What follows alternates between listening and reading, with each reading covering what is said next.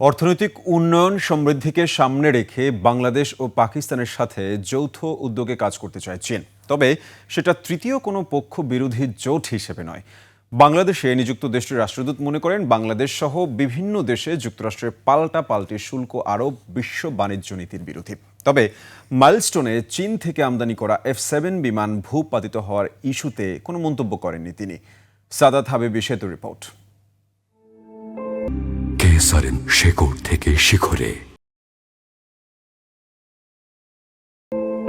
বহুমাত্রিক সামাজিক রাজনৈতিক আদর্শের অবস্থান রয়েছে দক্ষিণ এশিয়ায়।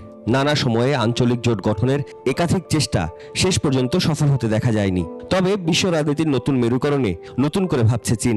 দেশটি এবার বাংলাদেশ পাকিস্তান নিয়ে ত্রিপক্ষীয় উদ্যোগের কেন্দ্র তৈরি করতে চায়।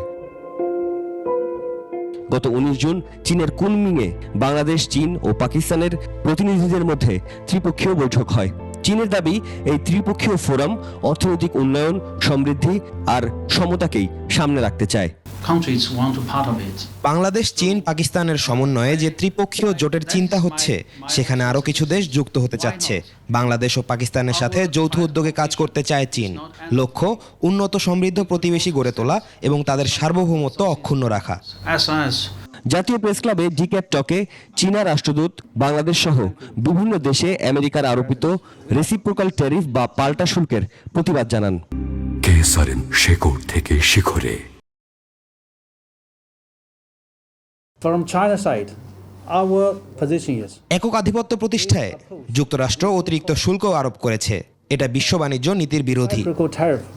ওয়াওয়ানের দাবি, গেল 10 বছরে বিএনপি ও জামাতের সঙ্গে চীনের সম্পর্ক ব্যাঘাত ঘটানো হয়েছে।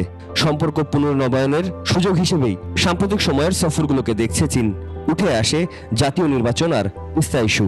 We all know it has been stagnant in the last 10 years. আসলে বাংলাদেশের প্রধান রাজনৈতিক দলগুলোর নানা ক্ষেত্রে ভিন্ন মত থাকলেও চীনের সঙ্গে বাংলাদেশের সম্পর্ক গভীর করার ব্যাপারে সবাই একমত।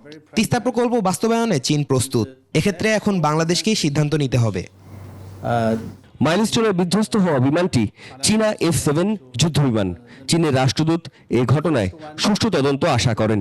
এর বাইরে কোনো মন্তব্য করেননি তিনি। Plane has been used in the last 10 years. Saadat হাবিবি সেতু, 21 টেলিভিশন, ঢাকা।